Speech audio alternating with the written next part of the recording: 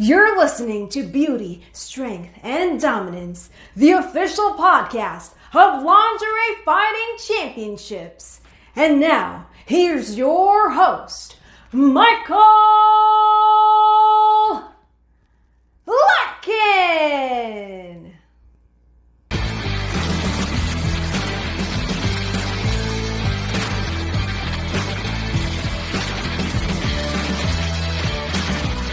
Hello, ladies and gentlemen, and welcome back to another edition of Beauty, Strength, and Dominance, the official LFC Lingerie Fighting Championships podcast. My name is Mike Larkin, and joining me today, oh my goodness, it is so wonderful to have her back on for round two. There's a lot to talk about. There was a little thing called the LFC 37.5 FHA bootleg that happened, man, and there's a lot of great stuff in this woman's world, and she is the world, if you will, the one and only Miss Shelby Doll. How are you, Shelby?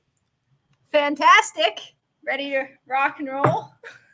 Oh my goodness. I'm good. First and foremost, I got to say you have been a busy bee. A lot has been going on. There's a retirement tour coming. You are going to be at shows Palace, Queens, New York this weekend. And man, I got to say you have had a hell of a ride. So we'll start off here, man, because the retirement tour, first and foremost, a great career nonetheless, and just great overall memories, moments, and everything that is created within your overall being and foundation, ma'am. Talk about this tour, man, because this is it for you. Yeah, this is it. So, as far as Shelby Doll, the showgirl goes, this is the last run. And so there'll be a lot of exciting projects sort of happening. Saturday in New York City will be the last full jam touring shows as far as tech and the whole shebang. So there's a lot of folks flying in for the New York City show. So that's pretty exciting because it should be a really good crowd, and they're expecting it to be pretty slammed in there. So that's exciting, and a lot of media people coming out to cover it. Of course, Peel's coming to cover it for the documentary series. So that'll be pretty exciting. And, hopefully I'm going to end my career where Kiss started their career. So with Kiss being one of my biggest influences in my showgirl career, this seems only fitting end for Shelby Doll's showgirl moment. I will say this, you popped me huge on that because you're going to end your career rock and rolling all night, partying every day, ma'am. It's funny you bring that up because where I'm located in Myrtle Beach, and this is my dad's influence on me because he was such a big Kiss fan. They actually had, because Gene Simmons went into so many different endeavors and so many merchandising, right, that they had. There was actually a Kiss coffee house down here in Myrtle Beach where you can get some merchandise and some Kiss coffee, man. You had all mugs and everything, man. Get yourself some at the Kiss coffee house for those local in the South Carolina area. We actually had a Kiss coffee house down here for a little bit. Oh my good gravy. Yeah, they should have never shut that down because with me, I'm doing a kind of a residency spot. So I'll be in South Carolina back and forth here this summer between my doctoral research that I'm doing for my PhD in Cherokee. And then, doing some smaller shows there in South Carolina for the summer. So they should never close that because they would have had a loyal regular, yes. But I will say this, I cannot wait till you come down south, ma'am, number one. And number two, I will say this, for those who have not checked out Shelby, I will say this about you, what I love and respect about you, not only just your intelligence and your overall foundation. I've always said this with each and every show. And it's funny because within LFC and with everybody that we've interviewed on this forum of so many different facets of life, I've always said what I love about women like yourself is not only do you have the internal and external beauty and the overall entertainment value to apply your craft, being the art form that it is, I got to say, you're a smart son of a gun, number one, and number two, really focusing more on the doctoral side of things, man. I like that. I think it just adds not only another layer, but it just shows your awesomeness as a being, man. Yeah, well, I'm pretty excited about, pursuing my PhD. I've got 2 more years left, and my goal is to finish a year early. Most people, it takes 5 years. My ambitious goal is to finish my PhD in 3. So, nothing out of the ordinary, if you know me well, for me to try to I guess, jump ahead a little bit, but I'm trying to bang her out and get her done. Part of the reason that I am, retiring the heels is due to my health. So focusing on my PhD, focusing on my writing. I'm writing the history strip series for Playboy, so that will feature in a lot of their international editions. And focusing on those things that aren't quite as physical is really smart of me right now. So that's where I'm going to be putting my, meat and potatoes here right directly, and kind of calling this part of my life, saying goodbye and calling it quits. And we'll see what the future holds. How many people buy my books? First of all, you have a loyal customer here. I will definitely most certainly buy your book, ma'am. And number two, what I like about it too as well is not only that, but I think just the fact of, I think in any form of entertainment, when you're either in front of the camera or behind it, you add a lot to it. And I think for your writing and your series that you want to do there, which again, please, if when it does happen, I definitely want to pick that up, because god dang it, man, I'm here for the long ride. But number two, it adds not only just another layer like we mentioned there, but there's something else that you could do besides being on stage and still being around within said industry. And plus, I mean, for those who've never seen Shelby's Playboy covers, which we're going to put some covers and imagery here as I did a little bit option when we edit this, but god dang it, man, like seeing your covers, like I think that's the first time I ever came across you was through Playboy. The imagery that goes into it, I can get me a little biker chick over here, I could do this and that. I think everything that you had, the accoutrements in your shoots, not only fit the person, but god dang it, man, it was a hell of a time to be a Playboy fan and calendar. I gotta say, that's like my first introduction to the world of you, Miss Shelby doll. Yeah, a lot of girls say, I guess, I don't know, a lot of people have their different opinions over the Playboy stuff, but I'll tell you what, being a Playboy playmate and cover model and being involved with the Playboy brand internationally has done nothing but help my career just blast right off into bigger spaces. I guess it just depends what you do with the opportunities that you get in life. If you're going to do something like that, but you're going to do nothing with it, nothing's going to come. But if you get a chance to affiliate yourself with something like the Playboy brand, and then you capitalize on that, it certainly does open a lot of doors for you. Some good things can happen. So it's like, I'll be writing that history strip series and doing that. There's talks of me possibly maybe getting a Playmate of the Year spot coming up, which would be great, because that's kind of the cat's meow Playboy to be named Playmate of the Year. So crossing my fingers that I will be selected for that spot. And that will be the last Playboy cover that I ever do. So it will sort of bring all of this part of my life to a really good, we'll say, grand finale and close. And then I'm going to move into opening a record store in Canada and doing my history stuff. So I'll be focusing on my academics, my writing, and running a record shop. Let's talk about the record shop for here. Number one, I love it just for the nostalgia factor and just how timeless and classic records are. But number two, so what is it about the record store? Well, let's dive into this, because there's so many different records and so many different facets of life within music. What is it about the record store, man? Well, I'm going to open a record shop. I'm naming it Hard Luck Woman, of course. It's a song by Kiss, but also it perfectly describes my the ups and downs of my life. I recently got a divorce, and so with that came a lot of the struggles that come with divorce. Unfortunately for me, it completely flipped my life upside down. And so that's the inspiration sort of for the name of the record store. And so I'll be naming it Hard Luck Woman, and I'm going to be looking into combining it with a recording studio, because I love music. I love working with musicians. I love working with artists and watching their careers grow. And there'll be a little bit of a live music venue associated with it. So you'll kind of walk through the record store into a live music venue and coffee shop, and come hang out with me in Canada and record your music. Which is a great experience and time in its own right, folks. And also, I got to add this to you. First of all, God bless you and continued success going forward on that front. And I got to say, when it comes to Kiss, I'm going to say Shelby Doll is like the love gun. Yes, I went there, folks. The love gun of when it comes of entertainment and burlesque. We got to put this over here, man, because FHM Bootleg, LFC 37.5, kudos to you, because I gotta say, I watched you and Rick Reese do the damn thing as far as performances. We had some Hot Child in the City in there. We had some God Bless Texas. We had a array of entertainment. We had MJ Domino against Jenny Holsom. We had Terry Feisty Fist London and Jenny Bloody Valentine and Bella Rockefeller. We had LFC. We had music. Let's talk about this, because you had a hell of a performance at the FHM Bootleg. Yeah, and it's funny because, a lot of people had some really good reviews about that show, but for me personally, I was under so much stress.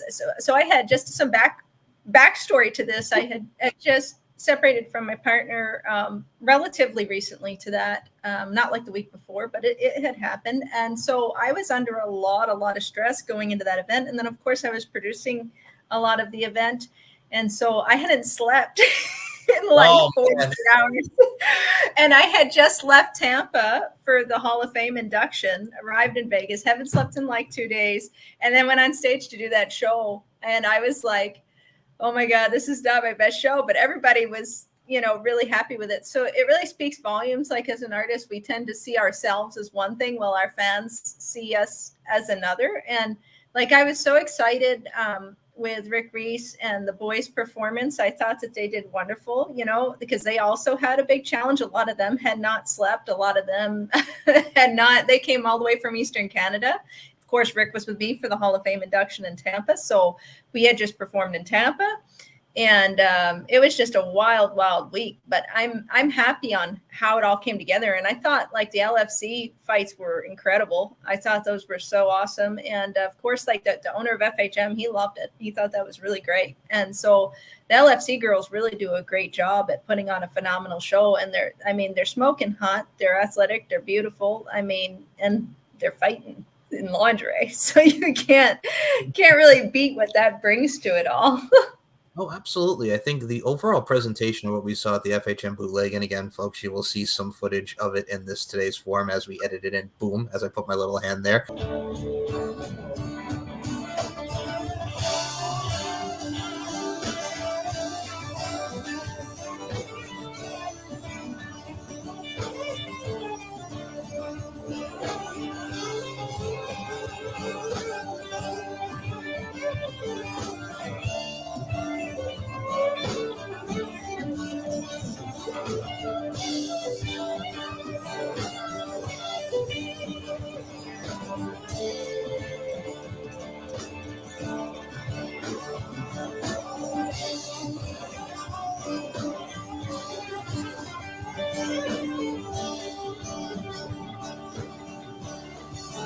But no, I mean, I look at it from a stance.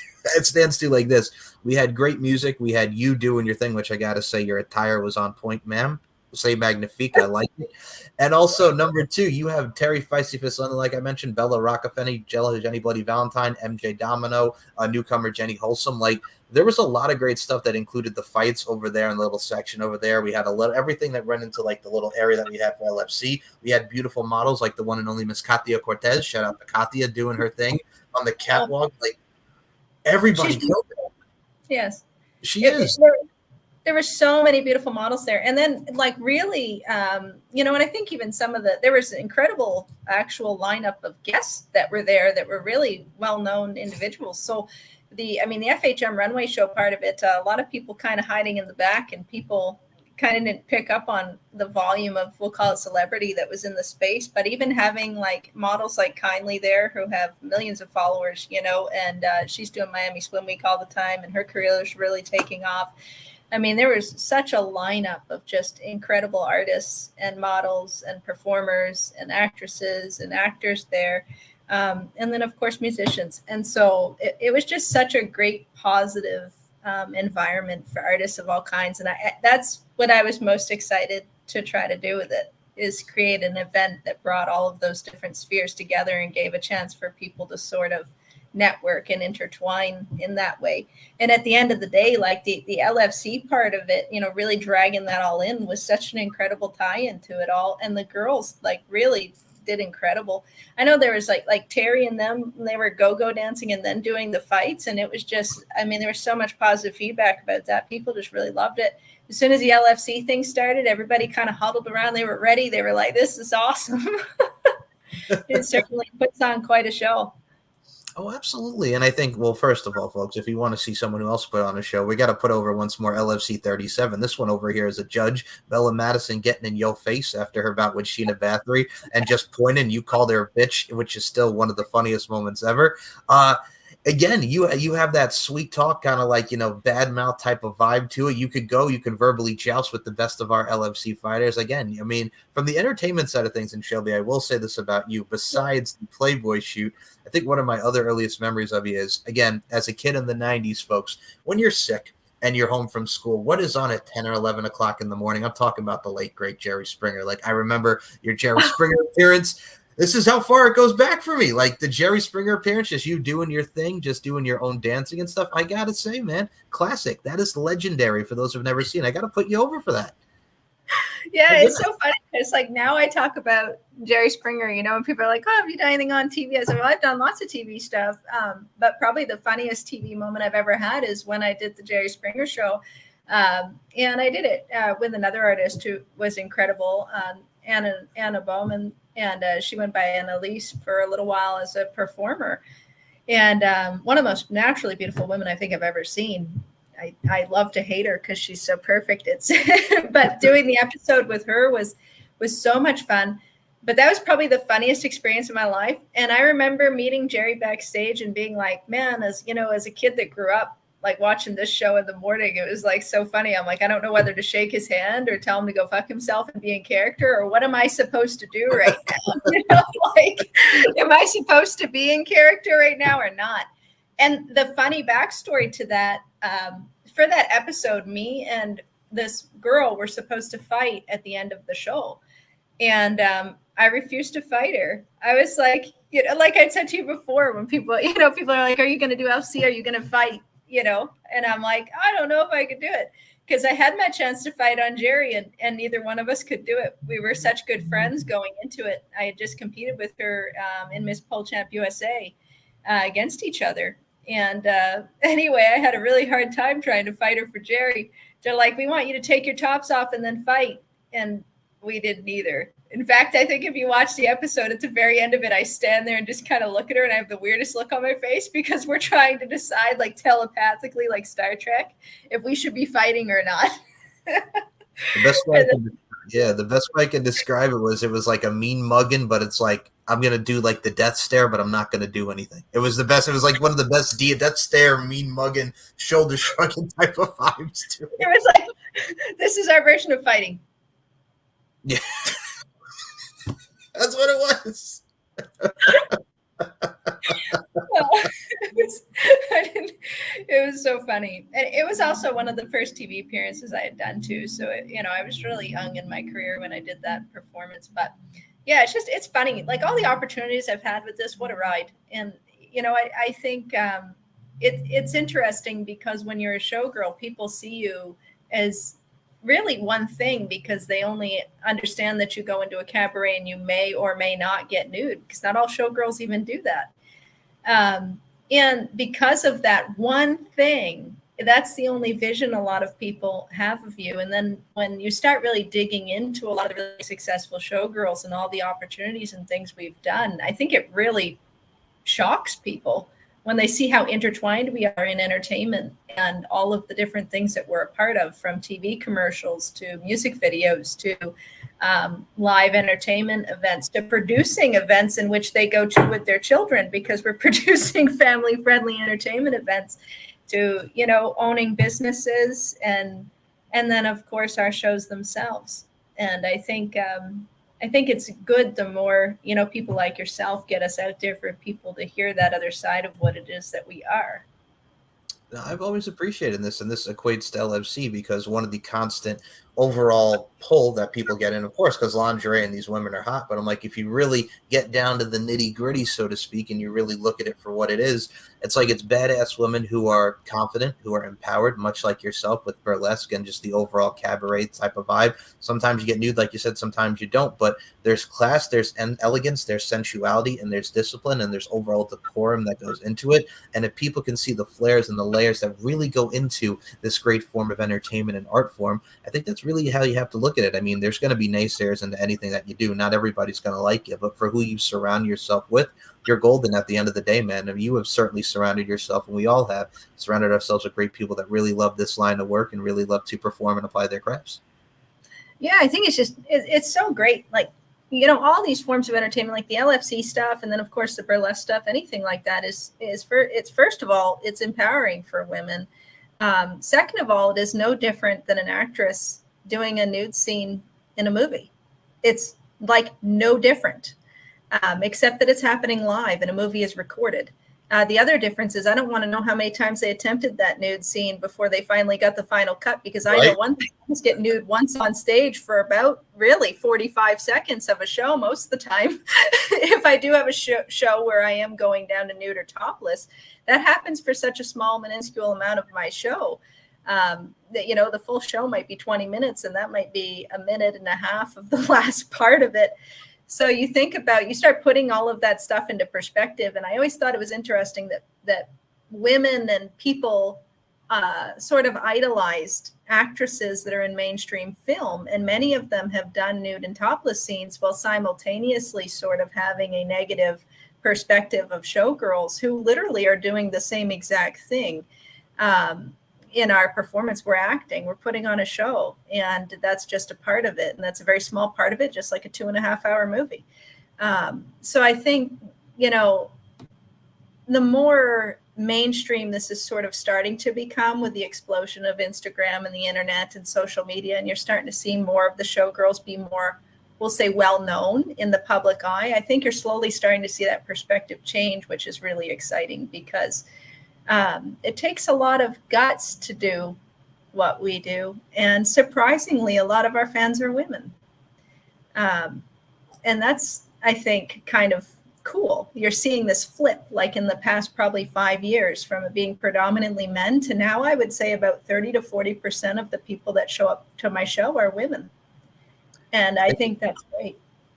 I think in today's day and age, and as you're saying that beautifully and eloquently said, I think when we have a lot of the women that we have nowadays, a lot of the young, inspiring, and just encouraging and empowering women that we have nowadays, they see it for what it is. I mean, I think for stuff that we would consider to be taboo back in the day or sort of risque, we're sort of now not only bringing it into the forefront, but it's normalized, because at the end of the day, it's a business and it's a craft, and also at the end of the day too, it's what you do. And I think if you can evoke emotions and elicit reaction, so to speak, like we all do, it doesn't matter what form. I think if a woman can be inspired by that, if it can be someone's escape, gravitational pull, if you will, I say fucking go for it. Excuse my language, but let's fucking go for it. I love it. Yeah, that's what you got to do. Just go for it. And I look at it like you look at Elizabeth Berkley, for God's sake, Saved by the Bell, Jessie Spano, like the infamous Showgirls movie. Like that was so big for its time and really emphasized and showcased that, and that role that she played. You talk about nude scenes. We mentioned Jerry Springer, Ringmaster. Hello, Jamie Presley, topless in a scene, for God's sake. So there's so many things that are out there that are at our disposal that we can really take in and appreciate, but also at the same time, it's something that not only we can appreciate, but something that we kind of cherish, because it's like something from that's so nostalgia brings the moments and memories have to be created. So we're just constantly on that spiral and that grind of just making moments and memories. Well, absolutely. And I think what I'm most excited about is, you know, about this next year and finishing this all up, is that sort of my goal always from the time I started in entertainment was to bring multiple forms of entertainment together and then bring it into the cabarets, which sort of only saw really one form of entertainment. And I was like, you know, how cool would it be to do things like we did for FHM by bringing the burlesque and the live music together, but not only bringing live music together, bringing country music with burlesque, which isn't as popular. You know, you've got like the X Country show in Vegas that goes on a residency, but you don't see it a lot in the cabarets. You see it a lot with hip hop music and hip hop artists working with the dancers, but you don't see often country music. And so I thought that was a really great partnership and a really great way to rock that out. But I'm excited about the next year and doing it, you know, we'll say one last time and bringing this all full circle. But New York City tomorrow will be the last time I do solo Shelby doll shows, full jam. And then after tomorrow, that will be the last solo performances done that way. So that's it for anybody that wants to see it. That is the it.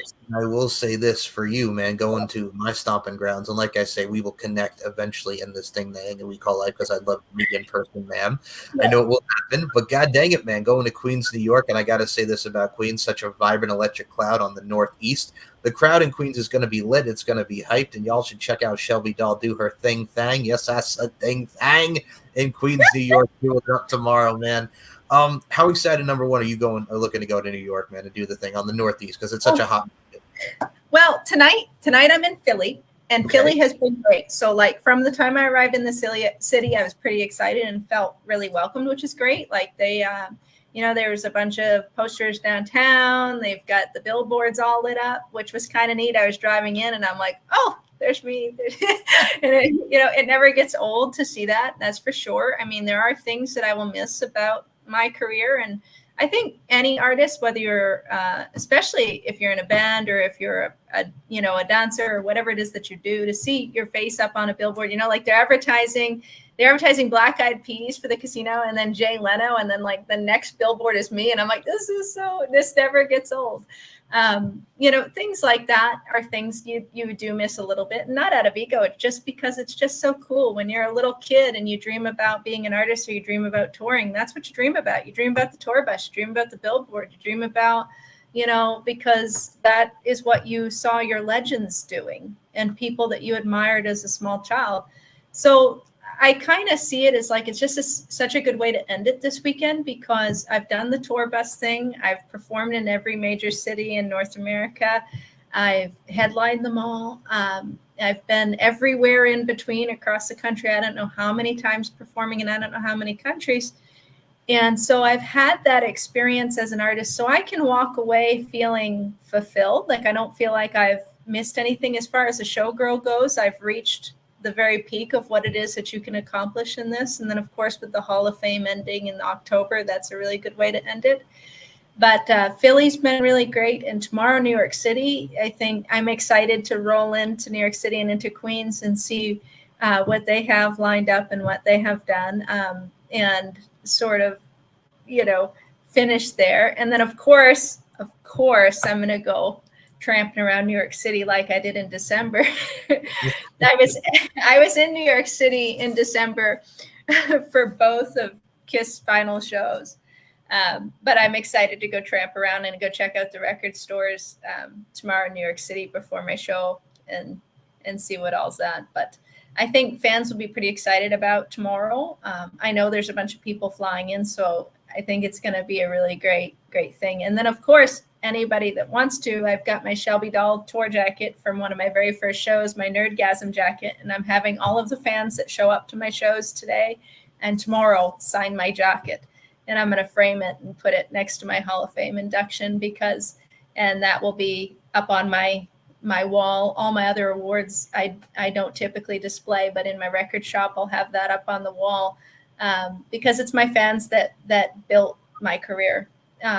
I put in the work and of course did all of that, but without my fans, I would have never been booked like I was. Many showgirls haven't had the opportunity to tour as, in the volume that I have toured for so long. And a lot of that is because fans showed up. So this is my way of thanking them for that.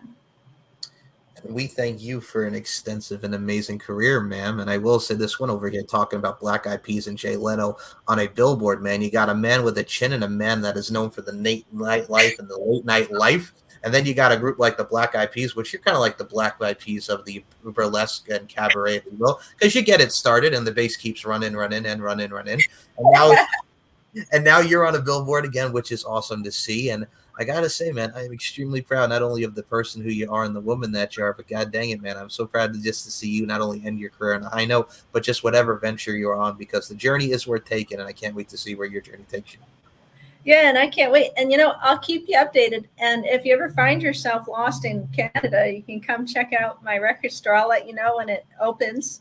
And, and you can come check it out, and I welcome you in. And then if I ever produce any events or work with any artists down your way, we'll connect and do the thing. I'm sure we'll cross paths, no doubt. I don't plan on leaving entertainment. Like when I did the interview with Billboard magazine, we talked a lot about that. And I was like, I don't plan on leaving entertainment cold.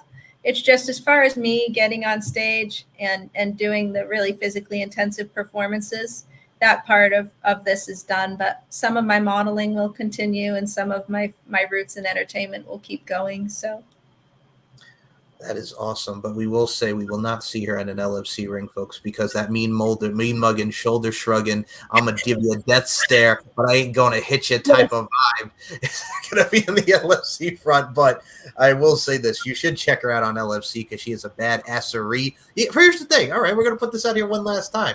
You can mean mug and shoulder shrug, and you can verbally spar and call Bella Madison a biatch, but I will not fight.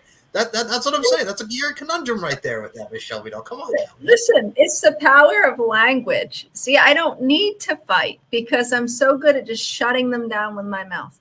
Is listen the fuck right now. You listen to me right now, Michael. I hear you. I'm right here. I'm backing up. I'm backing. This is why they nicknamed me Boss Lady. Shelby Doll scores at 29-28. And Chris Bay scores at 29-27. A unanimous decision. Representing the black team, Sheena, the Hungarian. Who are the judges at? Who are my judges? Are you my judges? This is the second time you fucking cheated me out of something. I will make each and every one of you something to say. Bits. But I'm going to have a third round. You're a fucking cheater. I got you. Don't you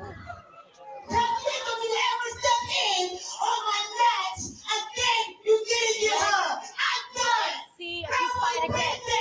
Bye. Wow. This is what you learn when you've been a mother. I love you so much. Sit down. I'm going to say this right now. The boss lady of my family is my mother. Love her so much. My mom is the exact same way. She's 4'11", but she's a tough 4'11", folks. So I'm right there with you. I hear you. All right. So, Miss Boss Lady, I will say this. I definitely will have you back on for a round 3. It's always such a pleasure and a privilege to speak with you. I thank you so much, as always, for your time. Yes, thanks for having me. And I'm glad we were able to work this out. It's been wild, but I made it. No, we're here. The journeys we're taking and the patience is a virtue. So, Miss Shelby Doll, where can we follow you on the Facebook, Twitter, Instagram? The floor is yours. Promote it. Oh, well, you can follow me on my Instagram at official Shelby Doll. My website, www.shelbydollxxx.com. And no, there's not. Okay, funny story. So my website, XXX, I did that. So when I started my career, I thought it'd be really witty marketing. And I've had this website since I began my career to do XXX because at the time, adult film stars were what the clubs were booking predominantly. So I was like, I'll put XXX at the end of my website. And then owners might assume that I do adult film. And when they're considering showgirls to book, they'll make that assumption and book me, and maybe I can get more per show because they're assuming that I do that. It's great marketing. It worked, first of all.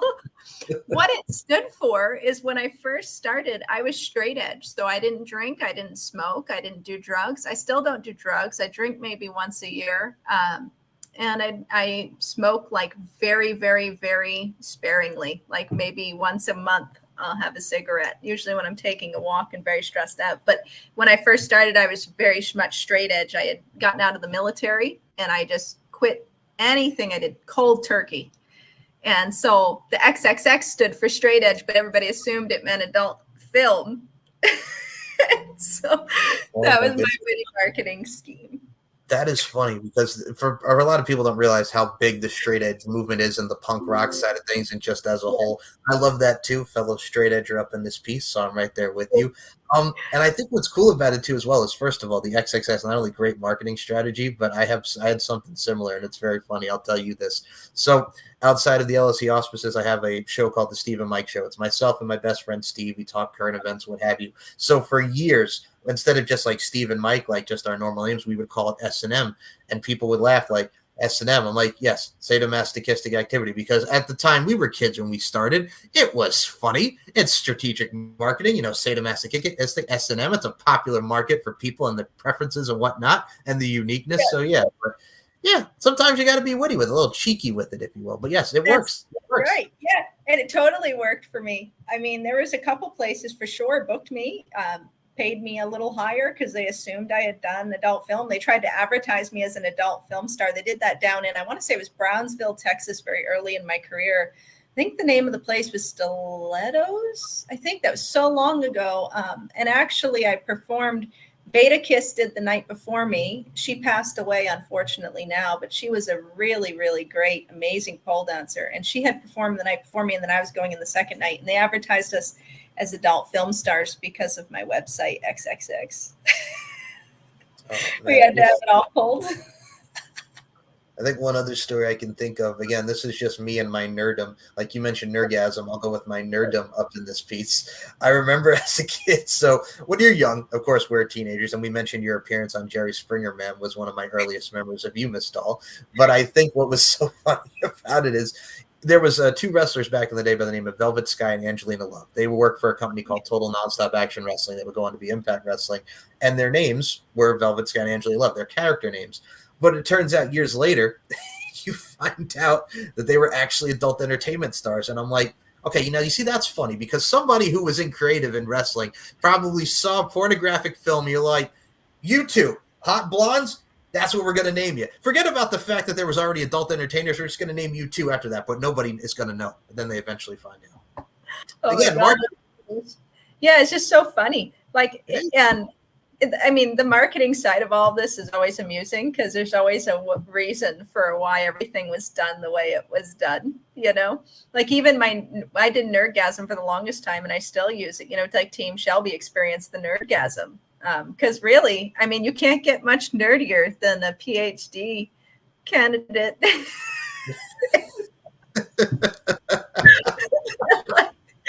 like, my level of nerdy goes beyond just the comic books. And like tonight I'm doing my McDonald's show, which is a show about corporate America and capitalism. That's what it's about. And I'm doing my Deadpool show simply because I just loved the original Deadpool comics. I love Rob Liefeld. I think he's an incredible artist.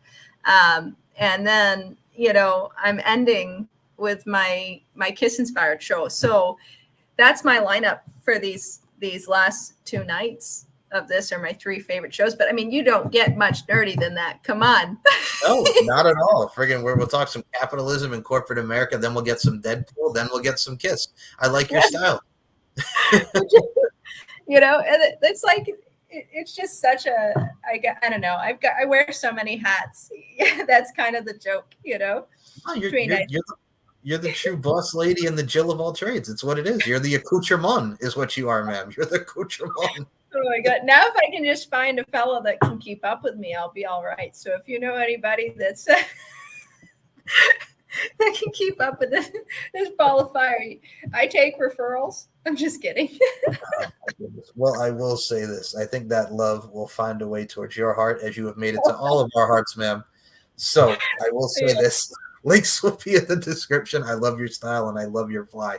You're awesome. My goodness. Well, check out LFCfights.com. Check out everything that goes into Lingerie Fighting Championships. Links will be in the description below this show.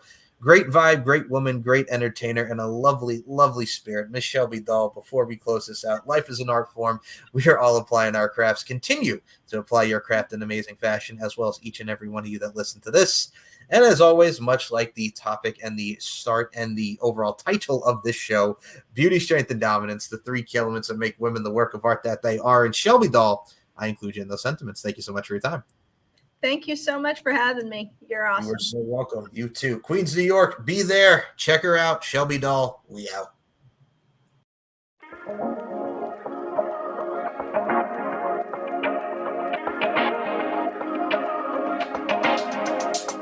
Come talk to me. I love the way you're on to me. Looking at you, looking like you're wondering if we're here for the same reason. And now that you wanna lay in the sun, getting love drunk, sticking like honey. Yeah, I bet you're here for some fun with that someone, feeling that something. time, good time. Honey, I'm right here. If you're looking for the good life, good vibes, honey, I'm right here. And I'm waiting for you. And I love you in your summer skin. Looking at you, looking like you're into it. 'Cause we're here for the same reason. Yeah, I just wanna lay in the sun, getting love drunk, sticking like honey, like honey. Yeah, 'cause I'm just here for some fun with that someone, feeling that something, that something. If you're looking for a good time, honey, I'm right here. If you're looking for the good life, good vibes, honey, I'm right here. And I'm waiting for you.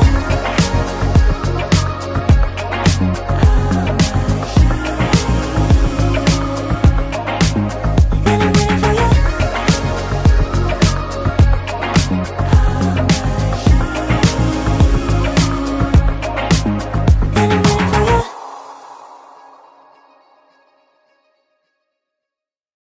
Fight, fight, fight! Gonna kick some